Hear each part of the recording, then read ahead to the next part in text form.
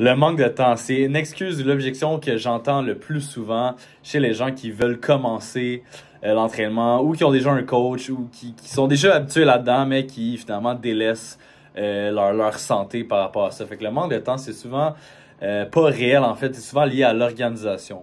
Je vais te conter l'histoire de Julie. Julie, c'était une fille que on a eu en consultation.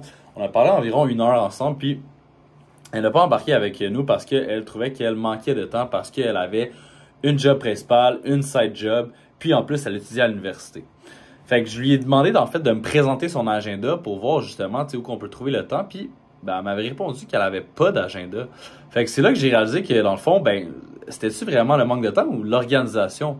Puis en downloadant Google Agenda, puis en organisant ça ensemble, on a réalisé que finalement, elle manquait pas de temps, c'est juste qu'elle était pas organisée.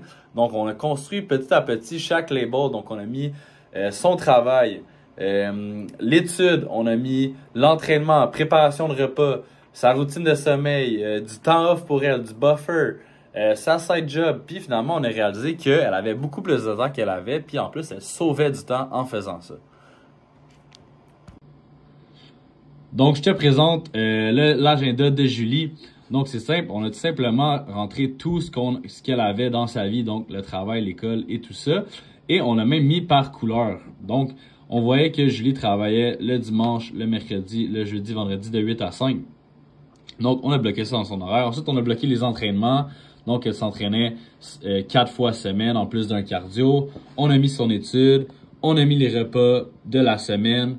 On a mis même du temps pour la TV, l'Internet, le scroll, la routine de sommeil. Puis, on a même mis du temps pour son dodo. Puis, finalement, elle a réalisé qu'elle avait beaucoup de temps off pour elle. Puis, qu'elle était tout simplement pas organisée.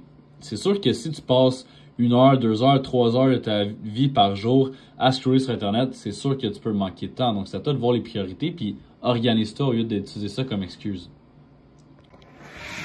Donc, si toi aussi tu t'es senti concerné parce que tu avais l'impression de manquer de temps, fais tout simplement m'envoyer ton calendrier, puis on va regarder ça ensemble. On va pouvoir tout placer, chaque chose avec toi, puis on va pouvoir regarder ça chaque semaine pour voir si tu mets le temps à la bonne place, tout simplement.